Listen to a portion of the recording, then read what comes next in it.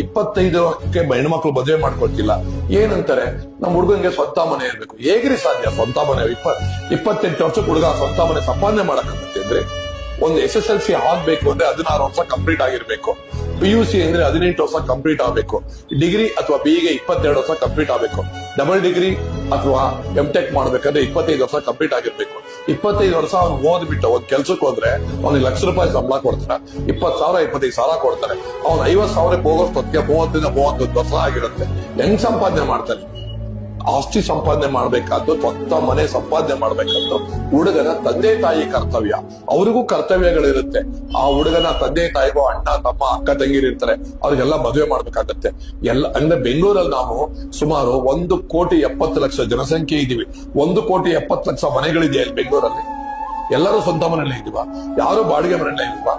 ಯಾಕೆ ಈ ರೀತಿ ಒಂದು ಕಲ್ಪನೆಗೆ ಹೋಗ್ತೀರಾ? ಬಾಳುವ ಯೋಗ್ಯತೆ ನಿಮ್ಮಲ್ಲಿ ಇರ್ಬೇಕು, ಬಾಳಿಸೋ ಯೋಗ್ಯತೆ ಅವನಲ್ಲಿದ್ರೆ ಎಷ್ಟೊತ್ತಿರಿ ಒಂದು ಸ್ವಂತ ಮನೆ ಸಂಪಾದನೆ ಮಾಡೋದು. ಇಬ್ಬರು ಸಂಪಾದನೆ ಮಾಡಿದ್ರೆ ಒಬ್ಬರ ಸಂಪಾದನೆಯಲ್ಲಿ ಜೀವನ ಮಾಡ್ಕೊಂಡು ಮತ್ತೊಬ್ಬರ ಸಂಪಾದನೆ ಉಳಿಸ್ಕೊಂಡು ಒಂದ್ ಸೈಟೋ ಮನೆನೋ ಮಾಡ್ಕೋಬಹುದಪ್ಪ.